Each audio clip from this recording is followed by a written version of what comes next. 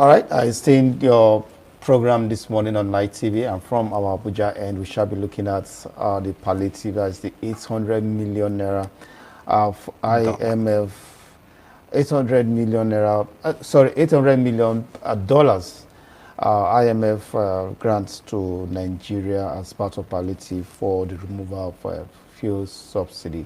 And I have in the studio this morning Stephen Nwachukwu. He is an economist and an analyst. A very good morning to you, sir. Good morning.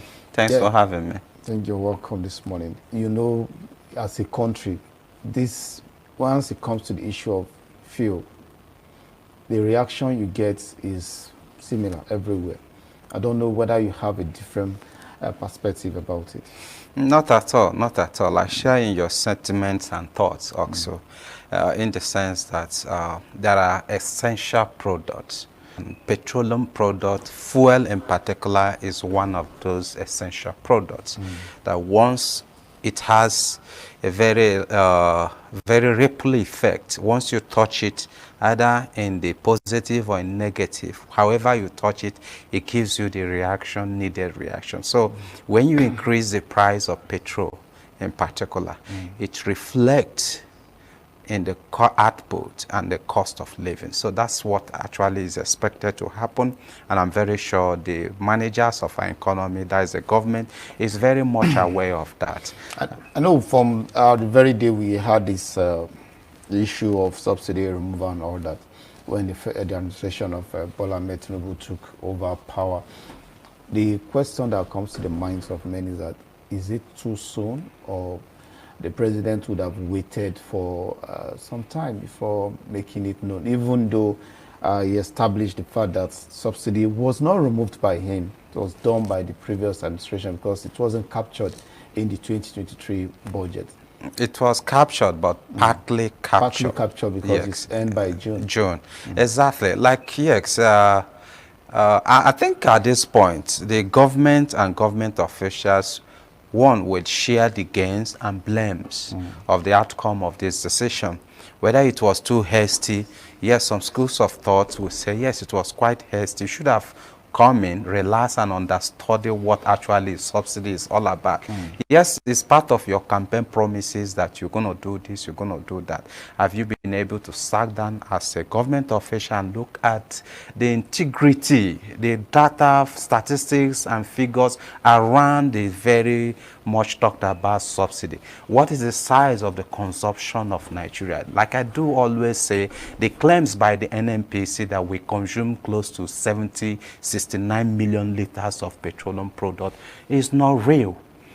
And based on that, you'll be able to know the certain volume Nigeria actually consume and what actually we eat. What volume are we paying subsidy on? So on the issue whether it was quite hasty for them to take that decision, yes, some people will believe it was quite hasty. You would have sat in and put those very cushioning effects of removal of subsidy that Nigerians, like you talked about, I listened to when you were doing your newspaper review, you talked about the caution is the transportation, the workers, the civil servant. What did you put in place to say, okay, is it the conversion from the compressed natural gas, the CNG? That is a car running on CNGs that is more cheaper and affordable and available right here in our soil. So would you have done all these very things before you take this decision of removal? Yes, every other analyst believe that should have been done. But government say, well, like you said, the fuel subsidy wasn't even captured fully in the 2023 appropriation. So they actually have to go by witness 6 times, though people still claim that you still have about 30 days left, but don't still patiently wait for that 30 days to run. But all the same, all we are talking now is what we should be looking at. How do we navigate through this very point? The sufferings, you talked about Salah coming up, but there are other festive periods that's also, even day-to-day living of Nigeria. Let's even about the festive period where people need to move from one town, one village, one of the country to another. Let's look at day-to-day living of Nigerians, and also look at the implication to the economy of Nigeria. What this actually means is that the the purchasing strength or purchasing power of Nigerians will totally reduce.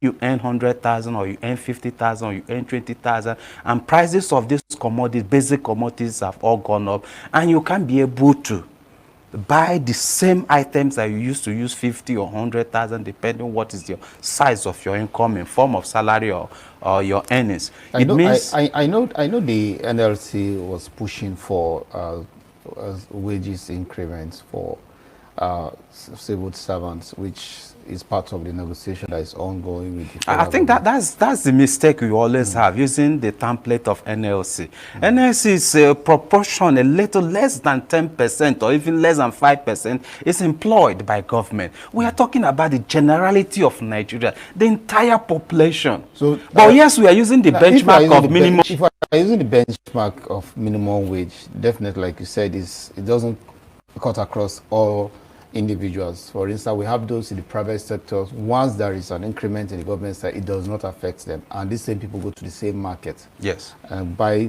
things on with the same price. Now, if we look at the government need to implement other policies and other, we're looking at measures that can cushion the immediate effects of this subsidy removal. Okay, if we should go straight to that, but before those measures that will caution this very or the situations Nigerians have gone into, I think we need to digest this very narrative of the service, the narratives of the labor.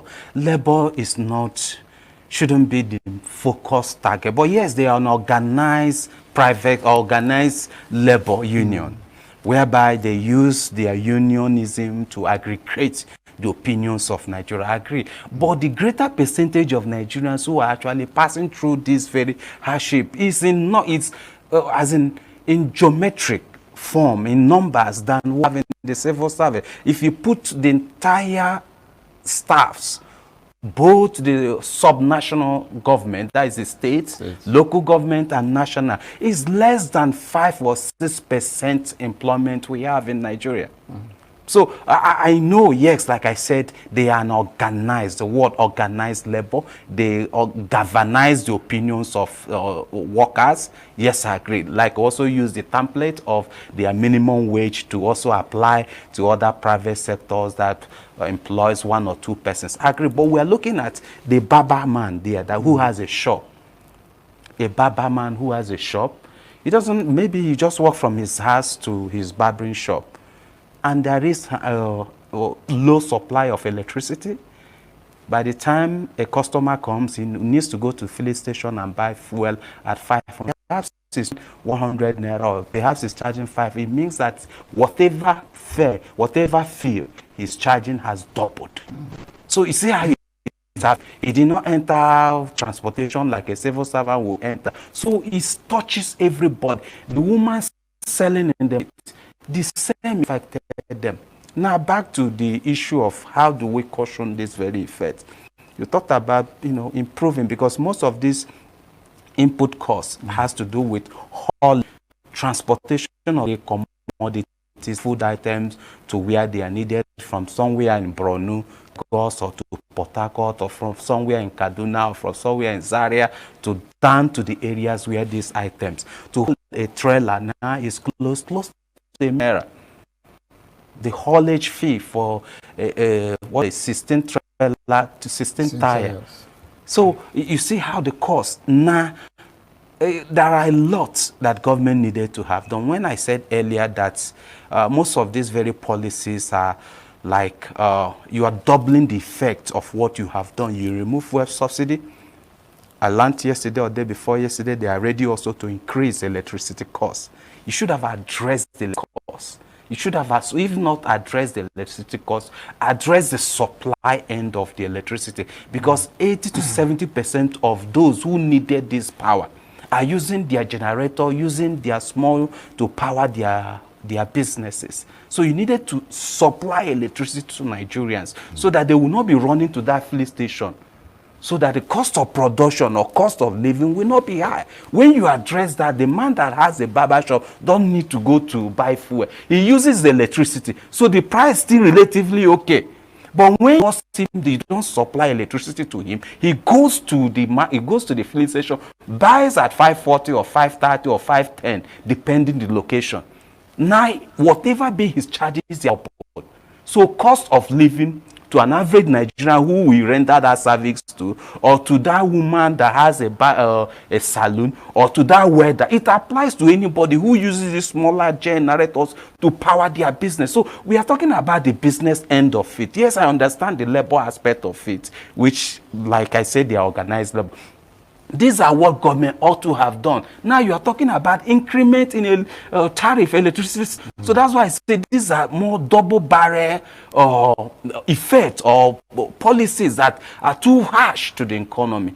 We are talking about you remove fuel subsidy, you're also increasing the electricity tariff. We are also talking you just increase the electricity tariff. You are also bringing, what do you call it, 7.5% tax on diesel. And 70 to 80% of medium and large businesses, like the Nestle, like the Days, like the PZ, like the name them, all of them are using diesel. Now the costs have gone up again by 7.5%. You exempted it before now, but you are enforcing that you start taxing 7.5% for every diesel that is imported into Nigeria. So look at how the cost or the hardship is coming to entire business community in Nigeria. So the cushioning effect, we have not seen measures. Even the $800 million talked about palliative, perhaps they are looking at handouts to Nigeria. That's not the way. That's where I was going to now. If you remember before now, look at what happened, what played out during the COVID-19 the time that we had this pandemic, and the government said they were sharing palliative. We hear how people lament that it was not evenly distributed. And apart from that, even the administration of former President Muhammadu Buhari came up with the social intervention program where through the cash transfer system that we saw. And I think it's the same thing that would have been applied, or what the government is thinking with the £800 $800 million. So I don't know if that's the best way to go about sharing the money for the poor, as the very poor in the community. How do you estimate that this is the actual number? Like you mentioned earlier, we don't have statistics to show that this is what Nigeria consumes as petrol. Now we are now saying that Nigerians want to distribute this money to the very poor in the society. There are two key issues here, which is also the aspect of the problem. One is the management. We want to borrow what is being done over there. They have, and we lack the data. The management of the fund and the application of the data. Do we really have a system that shows the number of Nigerians who are indigent, who are really poor, of the poorest, that you need to assist with this very palliative? There's nothing wrong in giving part and or stipends. Perfect is good. It helps to cushion most of these effects. But who are really poor in Nigeria? You find out that what happened. You and I saw what happened in televisions, where people were even going to warehouses where these palliative materials are kept, and how people siphon this money and that. You find out that at the end of the day, the model that Africa or Nigeria in particular has been applying, chronics of these very individuals within the corridor of power, within the villa, within the ministries, or the management of this, or that's why I talked about the management of the fund. That is where the challenge is. And the data, statistics backing the management. If you say you have done your survey, you have selected the poorest of the poor in Borno, in Bayelsa, in Imo, in Delta, in name it across. These are the poorest of the poor. And truly they are the poorest of the poor. It's good to support them at this point in time so that you can raise the spending aggregate of Nigeria so that the economy will not contrast once again. We are heading to a negative GDP growth if we don't take care, because most of these policies, like we talked about, the increase in electricity tariff, the introduction of tax, the 7.5% on diesel, and this removal of fuel subsidy, they will all choke the entire business community, and the aggregate business activity in Nigeria will drop. Once it drop, your drop. And once your GDP, it also affects the income of the government in form of tax rate to government. So government should be very wary and careful most of these policies. Like I said, palliatives is good to give to the real Nigerians, not to the chronics of those politicians around the corridor of power. You find out that some of them will even duplicate names, I don't know how they manipulate them in the sense that the names can double the names, and the system is still allowing such to happen. So if you can get the poorest of the poor, give them this money and they spend within the system, it helps to boost the business, the purchasing power, or even the business aggregate. By the time you get 10,000 naira, you're able to buy that item. It means the government have also earned value added tax. It also means that you have empowered. Now the theory or the concept of velocity of money velocity will apply, because that money will travel across the line. It will move across the line. That woman can use that 10,000 to buy farm input. It can use it to buy farm seeds and farm. So the velocity, money velocity theory will now apply, because that money have traveled and changed hands. Not when you kept it in somewhere, or when you go and look for one asset. Saying it is wrong to also invest in physical assets like infrastructure is good. But at this time that people are very hungry, at this time that people are in need, you need some level of palliative or stipends. Some analysts have argued that rather than putting this money into the banks of like the poor, they said it's better you create probably avenue for them to assist themselves. For instance, a woman in the village. That's what I just suggested now. When I use the word, if you give that 10,000 to that woman, you'll be able to buy farm inputs. That's one side. And then the electricity we're talking about is not something to talk about today, because we know the level of our electricity is not stable. Now, can't we now divert this subsidy removal money to infrastructure? And then if you look at how much has been spent so far on subsidy, right from the last administration of, I think, Jonathan to this present time, they gave a figure running into trillion. And then we have a refinery that was supposed to be refurbished. So many times we'll be hearing of refurbishing of these refineries. Nothing has been so far. Can't we put this money there and make sure that our refineries are working, so that we now have these products refined in our country, and then to reduce the importation of thank you so much. Now, to address the issues that you've raised, you still have two things again. You know, remember I said before, data and the managers. Now we have the two things again in this very question is trust deficit. And those who are these very leaders, can't they? Why is it that we are always in this very confused mood that we don't even know what to do? It's because the trust, and there is a lack of accountability, prudence.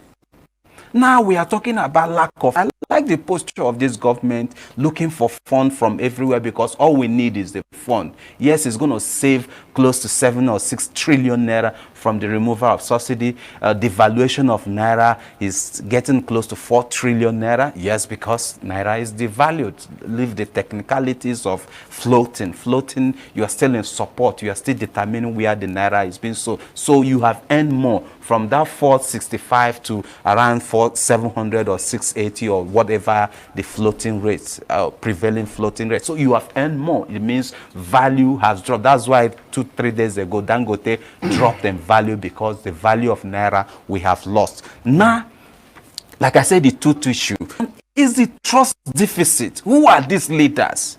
You talked about rehabilitation of our moribund refinery. What is wrong with us as leaders? What is wrong with us as Nigerians? That we have about 4 refineries, and none of them is producing or refining one single barrel of crude. And we are talking about oil theft too. So what is wrong? A private individual, just a couple of years now, 3 years or 5 years, he was able to build a single train refinery, capacity that you can produce what Nigerian cannot consume. In fact, what 150,000 barrels per day means that if you go by what the numbers that NNPC is banting around, the 669 million liters consumption, it still means that Dangote refinery will produce half.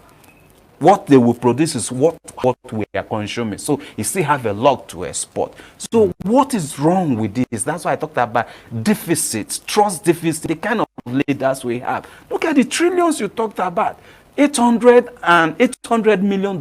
If you take half of it, you can get 1 or 2 refineries running. Or you can even get a modular refinery. A 30, 40, 50 modular refinery capacity.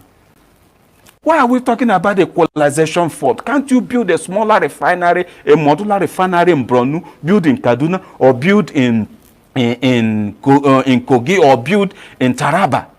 So that you don't talk about equalization fund, haulage of these items to those entire areas. So why are we not blessed with leaders who can think right? Why are we always in suspicion of what they are doing? You are looking for trillions everywhere and suffocating Nigerians. You devalued Naira, you remove fuel subsidy, you increase tax on diesel, you also want to increase tax on electricity supply.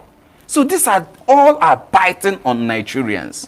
So we go back to that issue of leadership and management of those funds. How prudent are they? Because what you talked is good. You can move this money to power generation and distribution so that we can have electricity. But what will happen when they move it? So that's why most of us are even querying this very removal. That's why I say we are still not ready. We are not still mature. Until we have the right leaders, we can say let's remove fuel subsidy. Because these trillions that you are raising, these trillions you are bringing, where are you moving this fund? How is this money accountable? The last administration, the former President Buhari, took about 23 trillion from central bank. The CBN governor is there accounting for what happened. How did you give 23 trillion to government? 23 trillion. Just think of this 23 trillion. When you put 1 trillion in Port Harcourt, Enugu Port Harcourt Expressway, you get that road done. You put another 1 trillion in Lagos Ibadan Expressway, you get it done. But this steel road, more than 2 decades, is still under construction. And we are still talking these trillions. But the former administration was commended for infrastructure investment, in the area of. I am not here to vet them. And some of the roads. I am not here to vet them, but I just give you a practical example. Put 1 trillion in Enugu Port Harcourt Expressway, you will get it done. I commit that to your hand. If you happens to be in of that, no matter how criminal-minded you are, that Enugu Port Harcourt road, put another 1 or 2 trillion in, what do you call it, Lagos Ibadan Expressway, you will get it done. But we are still on those roads. We are still funding those roads. So what has happened? That we are still having an epidemic power supply till now. A country like South Africa with less than 60 or 65 population is generating close to 60 or 50,000 megawatts. Nigeria, 210 million population, is battling with from 3,008, 4,000, 5,000. We will celebrate. Hey, the minister will jump. Say, we have hit 5,000 this time. What a shame. So we need to have the right leaders. All we continue is rhetoric. When we continue to talk this, talk that, we just need a sincere leaders, because these things are all achievable. What can the government do as it bites us now? Maybe if they are sensible enough, retrieve most of these very policies they have taken. It's biting hard on Nigerians. It's really biting hard on Nigerians. The caution effect will not be only the stipends you give out. It should also be structural. You can't be looking for by adjusting figures like you did in devaluation of Naira. You should look at those fundamental structural things to do. We are having undersupply of petrol or crude oil. OPEC quota for us is about 1.7 or 1.6 before the April or whatever they did, and 1.4, 1.3 or thereabout. It was 1.8. We underproduced. The fact at a point we went as low as 1 million barrels per day. What has happened? Why is this criminals feeding fat on national resources. Oil theft has become a normal thing. So can't we have that? That's why I keep saying leaders, those who really wants to. You can't be looking for fund just on starving or strangulating Nigerians. Right, there are many ways of to time, raise. We may not be able to extend beyond this level, but I will just give you maybe 30 or 1 minute for you to just wrap up. The last time you were supposed to join us on the unification of the Naira, you didn't have that opportunity to say something. Just make that as your closing remark. Okay. Yeah, I think the best way to go about unification, the quest for unification is a very good one. I support it. We shouldn't have a multiple exchange rate where you have a CBN will have exchange rate for his cousin, for another exchange rate for his friends, another exchange rate for the high and mighty, another exchange rate for NNPC, and another exchange for manufacturers. So no, we shouldn't run such a multi exchange rate system or regime. We should have a single unit where you want Dick, Harry, and Tom. Both the man looking for raw material to finish his goods in the factory, the man who is looking for PTA for payment of tuition fees for his school, or the man looking for small money for medical trip, or the man who is going for tourism, or the man who wants whatever. Let there be a single unit where every one of us will go on and that is understood, but not by adjustment of the figure. Because what you just end up having is that you are increasing the value of, you are increasing the money end from 465 to 680 or 700. And the value has gone down. Because what it simply means that the value, a good practical example is that just 2-3 days ago, Dangote has been dropped from the highest richest man in Africa, because whatever he has is in Naira. Naira has value. So it's not good to pursue it that way. Rather, fundamental structural issue you should look at is your source of revenue. Block the linkages. Block those loopholes. Increase crude oil supply. This is the source of our forest. The crude, you remember some time ago, CBN lamented NNPC is no longer remitting anything to them. This is the cause. If we can have enough remit to our treasury as forest, we have enough to balance your payment. Nigerians should please reduce this appetite for foreign-made goods. You are putting a lot of pressure on Naira.